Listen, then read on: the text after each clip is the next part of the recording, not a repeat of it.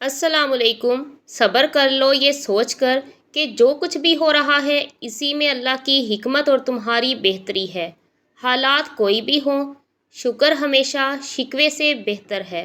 الحمدللہ رب العالمین۔ اپنی نیتوں کو اپنی خواہشات کے لیے اتنا پاک رکھو کہ اللہ تمہارے سوچنے سے پہلے ہی تمہاری خواہشات کو پورا کر دے۔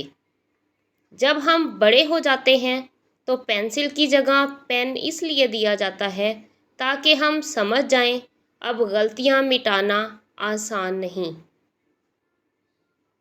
مسئلہ جاہل ہونے سے نہیں ہوتا، مسئلہ تب ہوتا ہے جب آپ پڑھے لکھے جاہل ہوں۔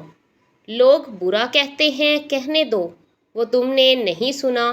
بے شک عزت اور ذلت اللہ کے ہاتھ میں ہے۔ سجدہ چھوٹ جائے تو معافی ممکن ہے، انسانیت دم توڑ گئی تو خدا بھی نہیں ملے گا۔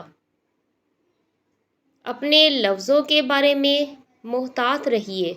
ایک مرتبہ زبان سے ادا ہونے کے بعد معاف تو کیا جا سکتا ہے پر بھلایا نہیں جا سکتا۔ پوچھا گیا، صبر جمیل کیا ہے؟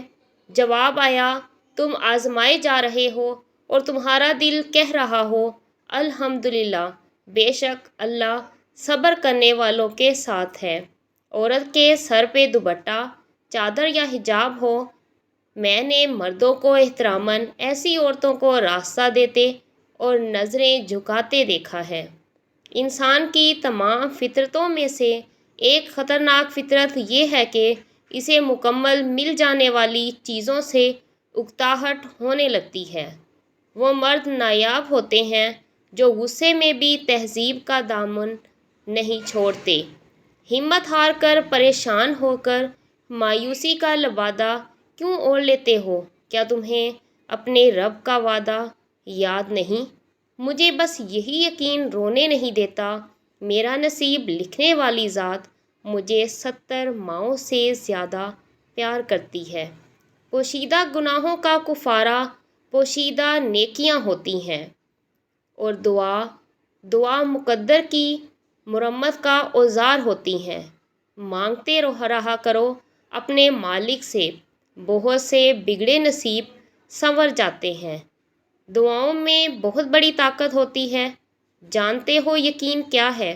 جب انسان بری طرح ہار جائے اور پھر دل سے آواز آئے، کوئی بات نہیں، اللہ پاک ہے نا۔ زندگی بہت مختصر ہے، اسے عداوتوں کے پیچھے ضائع نہ کیجیے۔ انسان قد سے نہیں، ظرف سے بڑا ہوتا ہے۔ تعلق بھی رزق کی طرح ہوتا ہے، اگر بد نیتی آ جائے تو برکت ختم ہو جاتی ہے۔ محبت میں چھوڑ جانے والوں کے پیچھے نہیں جایا جاتا۔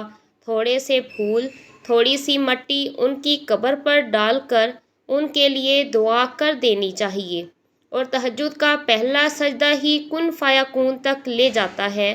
یہ جو مایوسی ہے نا، یہ آج ہے، کل کہانی مکمل ہوگی انشاءاللہ۔ میں نے ایسے بھی لوگ دیکھے ہیں کہ ہر چیز اجڑ جاتی ہے، کنگال ہو جاتے ہیں، لیکن زبان پر یہی بات ہوتی ہے، اللہ پاک جو کرتا ہے بہتر کرتا ہے۔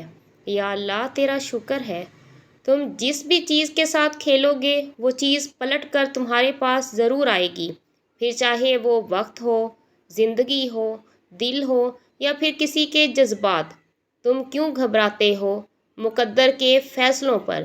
کیا تم نہیں جانتے تمہارا رب غفور و رحیم ہے؟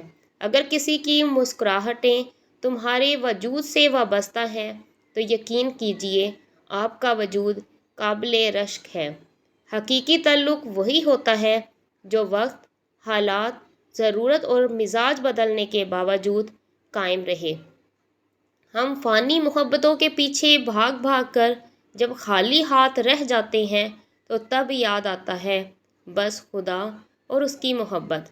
کبھی جو زندگی سے تھک جاؤ تو یاد رکھو، کسی کو کانوں کان خبر نہ ہونے دینا، اپنے رب کے حضور سب بیان کرنا، ٹوٹے دل اور آنسوؤں کی قدر اسی کے ہاں ہے، باقی لوگ تو سب تماشائی ہیں۔ مقدر لکھنے والے کے اختیار میں ہے مقدر بدلنا، تو پھر مایوسی کیسی؟ جس کہانی کا آغاز تم بدل نہیں سکتے اس کا انجام اللہ کے حوالے کر دو۔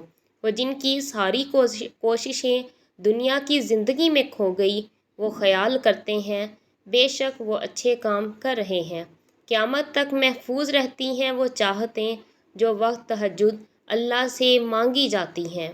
کہہ دو میرے ان بندوں سے جنہیں حالات ناممکن لگ رہے ہیں، میں ہر شے پر قدرت رکھنے والا ہوں۔ اپنا اور دوسروں کا خیال رکھیں، خوش رہیں، خوشیاں بانٹیں۔ اللہ حافظ۔